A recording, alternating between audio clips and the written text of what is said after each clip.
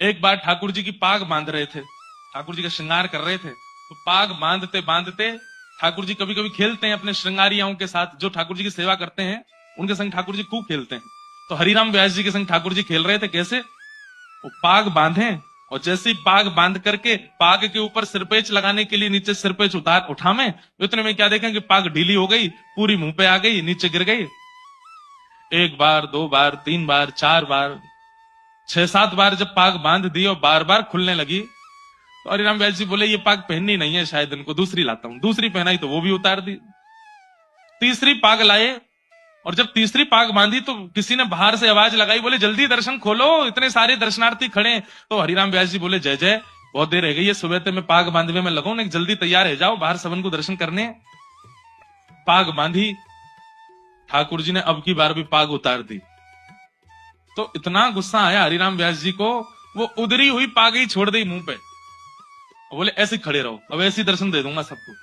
अरे सुबह से इतने लाड़ प्यार में आ गए हो, इतने ज्यादा जो है बिगड़ते जा रहे हो, इतने भाव से हम सेवा करते हैं और आपको बिल्कुल चैन नहीं पड़ता है, एक पाग नहीं बंधवा रहे हो, खड़े रहो ऐसे ही, नहीं बांधनी अब पाग, और ऐसे ही दर्शन करा दूंगा सबको।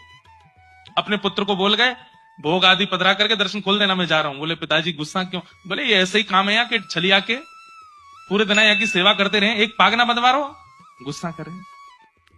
बाहर जाकर के हरिराम व्यास जी चुपचाप बैठ गए। थोड़ी देर बाद भोग प्रसाद होने के बाद जैसे ही पर्दा खुले, आहा, लोग बाग जय जयकार करने लगे, मनोहर झांकी, मधुर झांकी, आहा, आज ठाकुर जी कितने सुंदर लग रहे हैं, आज ठाकुर जी कितने प्यारे लग रहे हैं। तो हरिराम व्यास जी बोले ये लोग मुझ पे व्यंग कस रहे हैं, ये लोग जरूर मेरे ऊपर व्यंग कस रहे हैं, टेढ़ी मेढ़ी पाग है, पाग पूरी खुल गई है, तो मुझ पे व्यंग मार रहे हैं कि देखो आज कितने बढ़िया ठाकुर जी सजे। कोई दर्शनार्थी बाहर आया रोता रोता, बोले व्यास जी आज की झांकी तो नेत्रों से जा ही नहीं रही है। बोले सच बता? बोले और नहीं। बोले उधरी वही पाग में तुमको बड़ी बढ़िया लग रहे हैं ठाकुर जी। बोले उधरी वही पाग, आज ना तो मुख दिख रहा है, ना चरण दिख रहे हैं, ना हाथ दिख रहे हैं, आज तो दृष्टि पाग पे ही अटकी भैया, इतनी सुंदर पाग ठाकुर जी पहन के खड़े। भीतर जाकर के जैसे हरिराम व्यास जी ने देखा तो क्या पाया, आज इतनी सुंदर पाग और उस सुंदर पाग के ऊपर 10-15 मोर पंख ऐसे लटका करके ठाकुर जी ने इतनी सुंदर पाग। पुत्र को बुलाया, हरिराम व्यास जी बोले तूने बांधी पाग? बोले नहीं पिताजी, आप जैसी छोड़ गए थे वैसी थी, पता नहीं कैसे बांध ली।